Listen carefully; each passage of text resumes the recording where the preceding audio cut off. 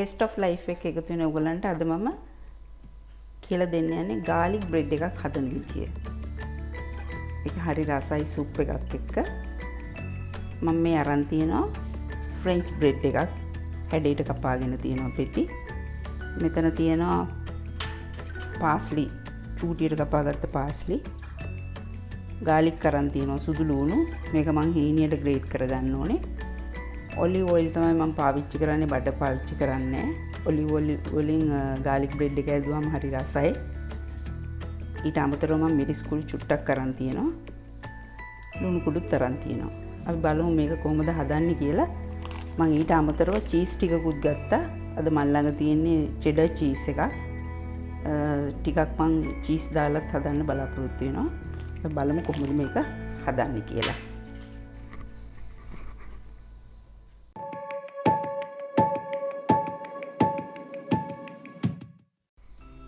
ඉස්සෙල්ලාම අපි මේ සුදු ලුණු ටික හීනියට ග්‍රේට් කරගමු.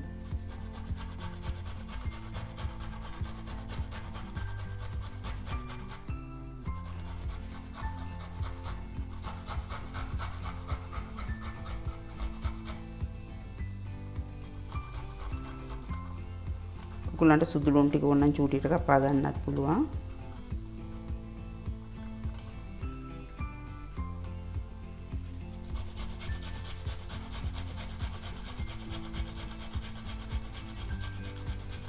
සුදු ලුණුයි පාස්ලි ඔලිව් ඔයිලුයි එකතු වුණාම ලුණු චුට්ටක් එක්ක පුදුම රසක් එනවා මේ garlic bread එක.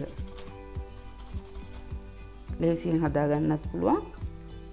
හරි රසයි. පොඩි බබාලත් මේකට කැමතියි. චීස් ටිකක් දාලා ගත්තාම මේගොල්ලන්ට හොඳ ගුණදායක ආහාරයක් වෙනවා මේක. ඒ වගේමයි අපිට සෑයකට ආහාරයට ගන්න පුළුවන් සුප් එකක් එක්ක සැහැල්ලු ආහාරයක්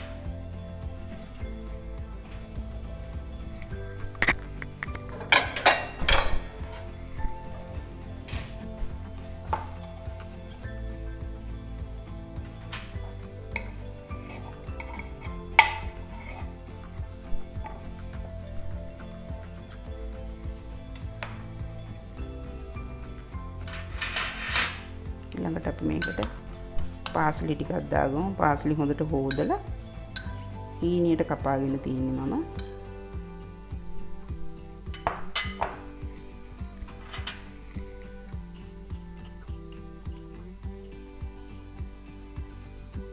ලුණු ස්වල්පෙකුත් දාගන්නවා. ඊළඟට මම මේකට ඔලිව් ඔයිල් දාගන්නවා. ඔලිව් ඔයිල් නැති අයට බටර් දාගන්න පුළුවන්.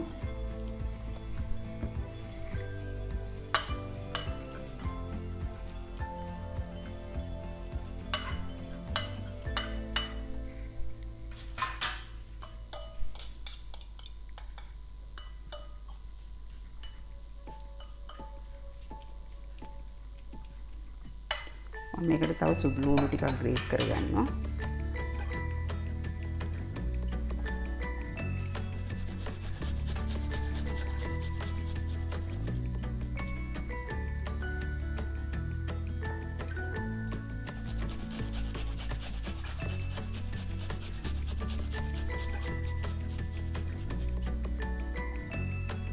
මේ විදිහට ගෙදර garlic bread හදාගෙන ගත්තාම අපිට වෙළඳ පොලින් ගන්න අවශ්‍ය නැහැ. පහසුවෙන් හදා ගන්න පුළුවන් වැඩි වෙලාවක් යන්නේත් නැහැ.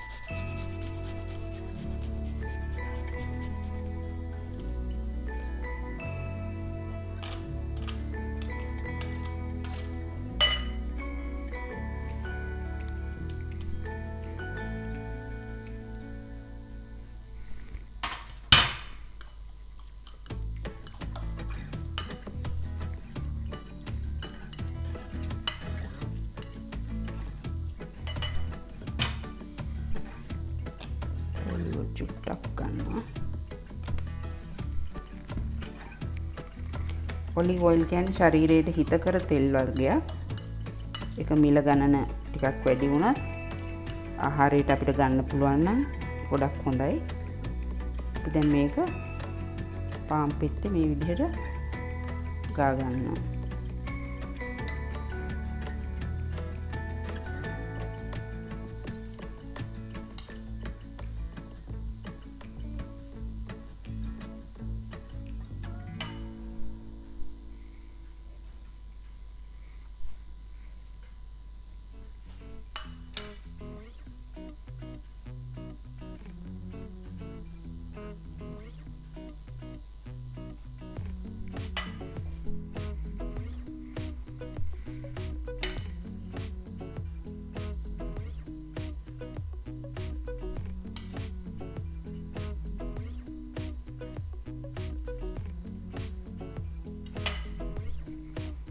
කඩෙන් ගන්න ගාලික් බ්‍රෙඩ් වල නම් ඔච්චර පාස්ලි නැහැ.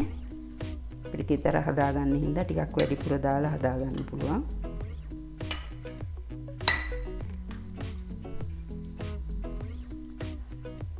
තෙල් ගතියත් පොඩ්ඩක් වැඩිපුර එන්න ඕනේ.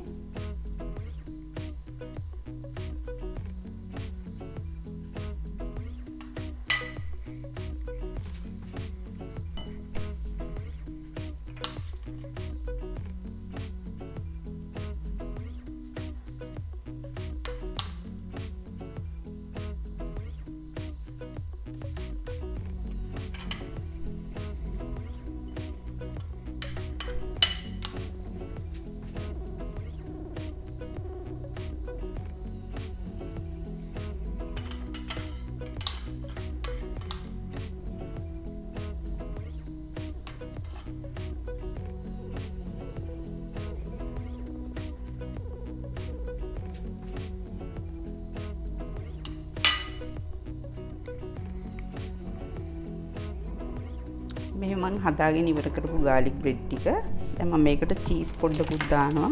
එතකොට ගොඩක් රසයි. කැමති චීස් වගේක් දාන්න පුළුවන් ඕගලන්ට. මම ගාව අද තියෙන්නේ මේ චෙඩර් චීස්. මේකට මොසරෙල්ලා චීස් තියුණා නම් ගොඩක් හොඳයි. ඕනම චීස් වර්ගයක් පාවිච්චි කරන්න පුළුවන්. චීස් නැතුවත් ඒක ගොඩක් රසයි.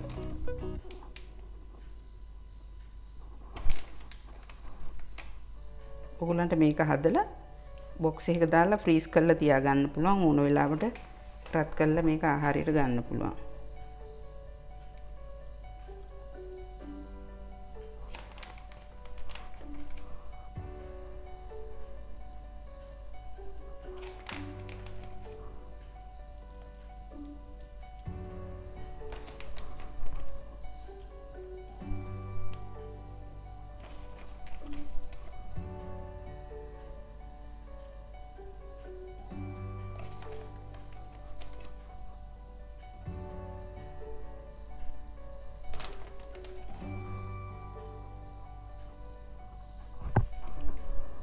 අපිට කැමති නම් මිරිස් කුඩු චුට්ටකුත් මේකට පොඩ්ඩක් කිය ගන්න පුළුවන්.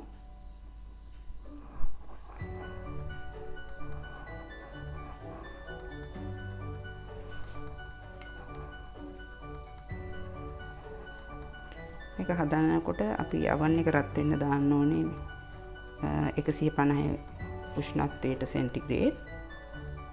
තාම ඉක්මනින් අපිට මේක බේක් කරගන්න පුළුවන්.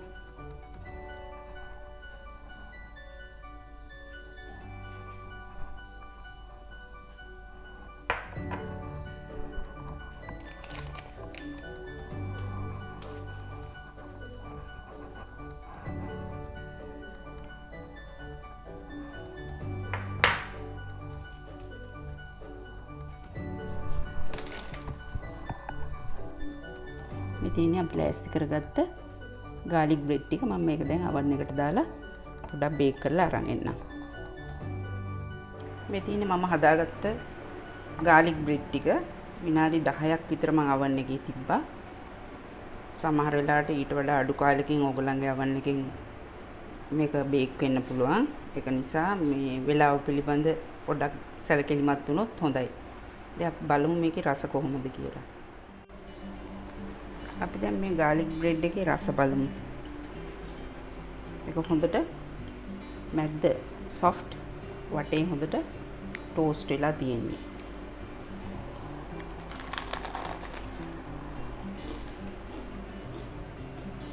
ඇතුලේ පොඩි ජූසි ගතියක් තියෙනවා. හරිම රසයි. චීස් ටිකකුත් දාපු නිසා බටර් නෑ කියලා රසයේ වෙනසක් නෑ. ඔලිව් ඔයිල් හරිම රසයි. ඒ නිසා ඔයගොල්ලොත් මේ විදිහට හදලා බලන්න. මේක සුප් එකක් එක්ක රාත්‍රී ආහාරයට ගන්න පුළුවන්. හරි රසයි. මේ තියෙන මම අද හදපු garlic bread එක. මම රාත්‍රී ආහාරයට vegetable soup එකකුත් හදලා තිනවා. මේ දෙක හොඳට ගැලපෙනවා.